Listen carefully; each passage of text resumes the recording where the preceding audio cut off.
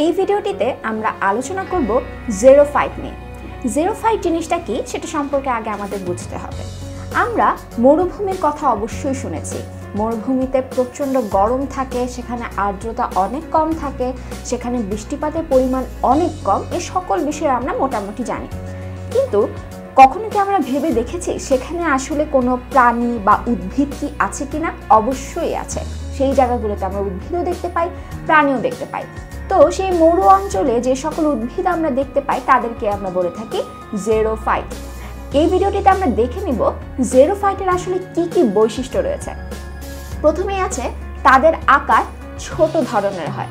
সাধারণত মরুভূমির কোনো একটা অঞ্চলের ছবি যদি তুমি দেখো, সেখানে দেখবে সেখানকার উদ্ভিদগুলো ছোট ছোট আকারের, এবং সেই উদ্ভিদের মধ্যে যে কোষগুলো থাকবে তাদের কোষের আকারটাও ছোট ছোট ধরনের হবে।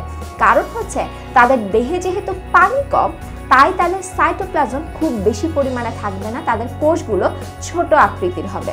তাদের প্রাচীরটা অনেক পুরু হবে, যাতে করে সেখান থেকে খুব সহজে পানি প্রস্বেদন প্রক্রিয়ার মাধ্যমে বের হয়ে যেতে না পারে। এই কারণে তাদের একটা পুরু কিউটিকলও থাকবে। তার মানে পুরো প্রাচীর তো থাকছেই, তার সাথে সাথে একটা পুরো কিউটিকলও থাকছে। দৃঢ় প্যালিসেড প্যারেনকাইমা আমরা দেখতে পাবো। প্যালিসেড প্যারেনকাইমাগুলোর মাঝখানে কোনো প্রকারের ফাঁকা স্থান আমরা সেখানে দেখতে পাবো না। মূল অনেক বিস্তৃত হবে, কারণ তাদের পানির জন্য খোঁজ করতে হয়। তাদের মূল যেখানে পানি পায় সেদিকে ধীরে ধীরে বাড়তে থাকে। এটা হচ্ছে ট্রপিজমের কারণে এই ঘটনাটা ঘটে থাকে। পাতা ছোট আকারের হবে।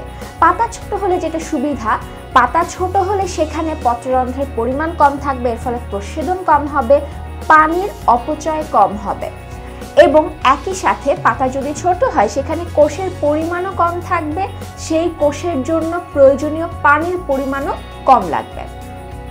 কাঁটা উপস্থিত থাকে। কিছু কিছু উদ্ভিদের যে পাতাগুলো থাকে সেই পাতাগুলো রূপান্তরিত হয়ে কাঁটাতে পরিণত হয়ে যায়।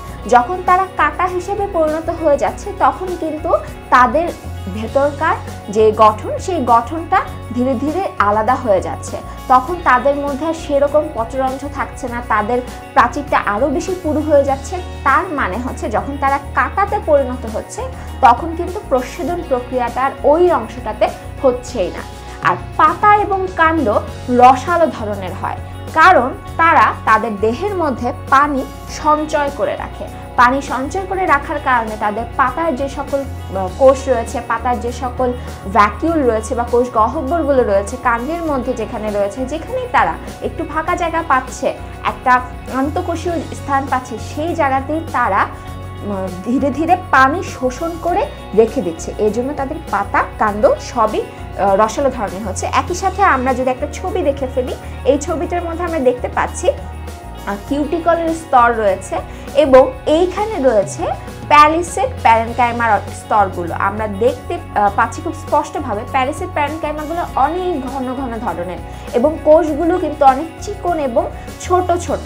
নর্মালি আমরা যে সকল প্যালিসেড প্যারেনকাইমা দেখি সেখানে কিন্তু কোষগুলো আরেকটু বড় ধরনের হয়, আরেকটু তাদের মাঝে একটু স্পেস থাকে, কিন্তু এখানে কিন্তু নেই। এবং একই সাথে দেখো এখানে যে আমরা স্টোমাটাটা দেখতে পাচ্ছি, পত্ররন্ধ্র দেখতে পাচ্ছি, এই পত্ররন্ধ্রের অংশটা কিন্তু একদম বাহিরে না, ভেতরে গিয়ে, মানে এটা যদি পুরো একটা পাতা হয়, পাতাটার এখানে কিছু ট্রাইকোম থাকে, কিছু রোমের মতো অংশ থাকে, রোমের মতো অংশের ভেতরে গিয়ে তাদের স্টোমাটা অংশটা আমরা দেখতে পাচ্ছি। মানে স্টোমাটাটা ভেতরে অবস্থিত, একদম বাহিরে অবস্থান করছে না। এটাই হচ্ছে জেরোফাইটের একটা অনন্য বৈশিষ্ট্য। এবং একই সাথে এদের উদাহরণ হিসেবে আমরা খুব সহজে মনে রাখতে পারি হচ্ছে ক্যাকটাস। আমরা অনেকেই দেখেছি ক্যাকটাস খুব কমন দেখা যায় মরুভূমির অঞ্চলগুলোতে। এছাড়া আমরা অ্যালোভেরা বা ঘৃতকুমারী নামক একটা উদ্ভিদ দেখে থাকি। এমনকি আমরা যে খেজুর গাছ দেখেছি, সেই খেজুর গাছও কিন্তু মরুভূমি অঞ্চলে টিকে থাকতে পারে। তো এটাই ছিল হচ্ছে জেরোফাইট নিয়ে আলোচনা।